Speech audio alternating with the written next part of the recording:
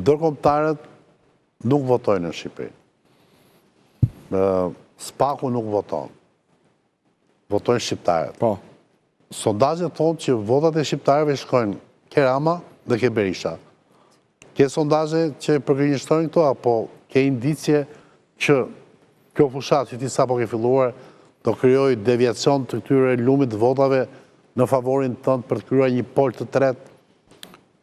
Pika e parë, po, dhe i kam të freskëta nga kjo pasdite. Po, ne thuaj pak çfarë mund të thuash. Jo, nuk kam ndërmend të t'i them, sepse na ato oriento. që ti referosh si sondazhe janë 100% manipulime të porositura.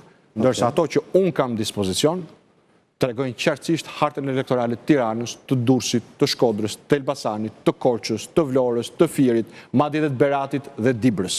Qarqet e vogla pak më pak, sepse numri i të pyeturve është më i vogël.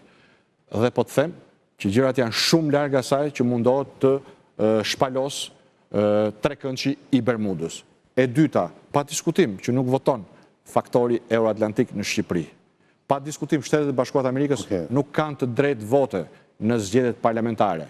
Por zoti Zhej është rasti dhe dita, 2 ditë, pasi është bërë një deklarat e bujshme, që kishte kapur në fundjavë ballinën e Financial Times, nga kryeministrja e vendit tënd të dytë, Giorgia Meloni, që thoshte Italia nuk ka partner më të rëndësishëm, nuk ka patur, nuk ka dhe nuk do të ketë partner më të rëndësishëm se Shtetet e Bashkuara të Amerikës. Dhe kjo është një kujtesë për ata pak që kanë harruar, se shumica shqiptarëve nuk e harrojnë kurrë, që pa ta as Shqipëria as Kosova nuk do të ishin shtetet pavarura, pa lëmën NATO, dhe akoma sot e kësaj dite këtu do të mbizotronte totalisht thuna e padrejtisë. Pra, ti mendon që do ketë një skenar amerikan? Po them që ne, koalicioni euroatlantik, jemi nisur në një udhtim për gjithë shqiptarët, jo vetëm për një grup të vogël.